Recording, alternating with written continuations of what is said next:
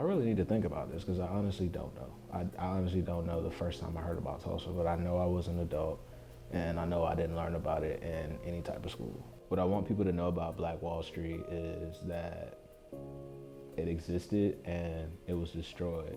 People need to research and find out what happened with the massacre so they can see and put Black on Wall Street back where it was.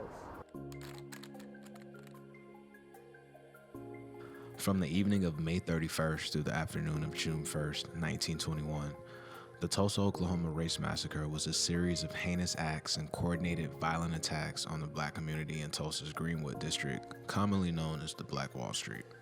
A white vigilante mob was said to have numbered up to 10,000, destroyed 35 square blocks of homes, businesses, schools, and places of worship stretching for more than a mile.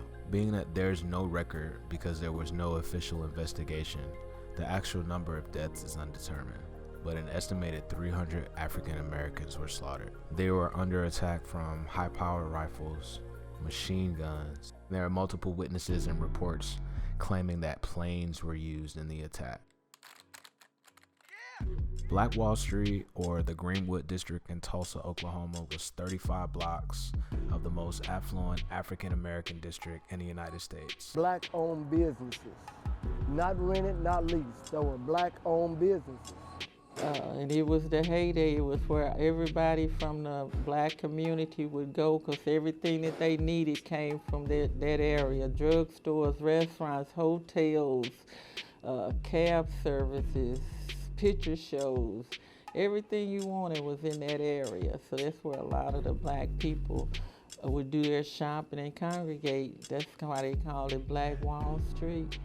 Black Wall Street, or the Greenwood district, was the Black business district in Tulsa, Oklahoma, and the businesses were flourishing.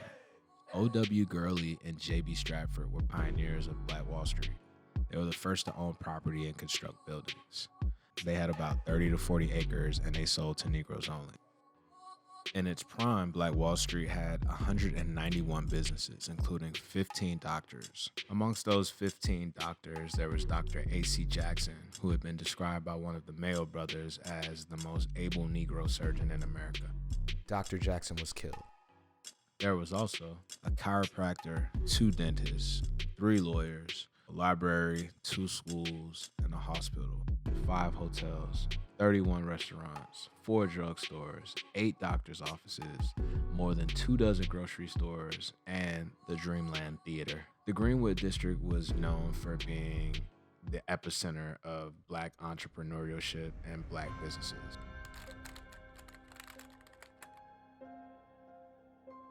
Leading up to the Tulsa Massacre, the town was already on edge. It was described to be a ticking time bomb. There was a high crime rate.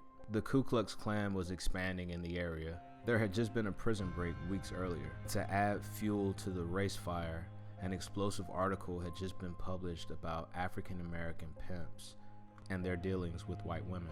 All of this anger and frustration would spill over to what would be known as the worst civil disturbance in the United States since the Civil War. What was the catalyst of the massacre was an incident that happened between 19-year-old Dick Rowland, who was a shoe shine in the Greenwood district, and a white elevator operator who was 17 by the name of Sarah Page.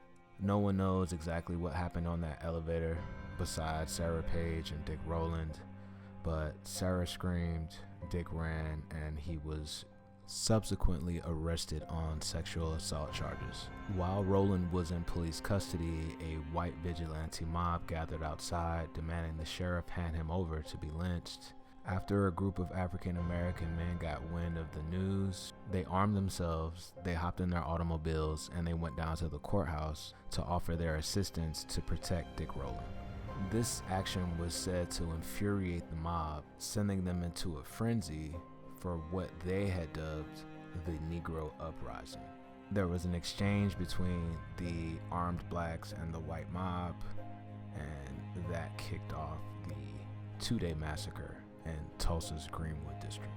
Eyewitnesses recall that when dawn came at 5:08 a.m., an unusual whistle or siren was sounded, and then the attack began.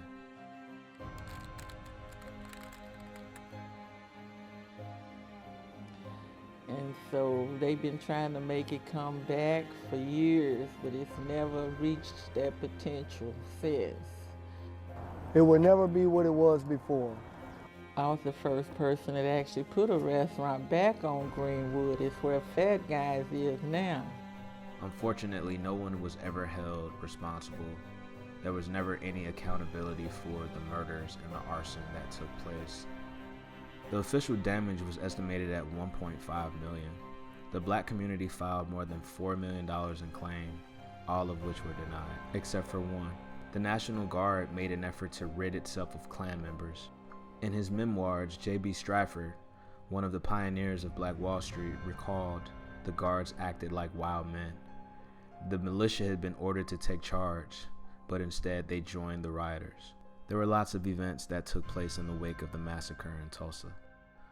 Sarah Page had never given police an official report of the alleged rape. Sarah Page refused to press charges against Dick Rowland.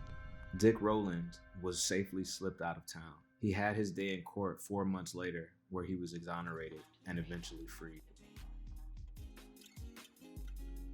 This documentary was created to enlighten and inform, and to honor those that lost their lives and everything in the massacre in Tulsa, 1921.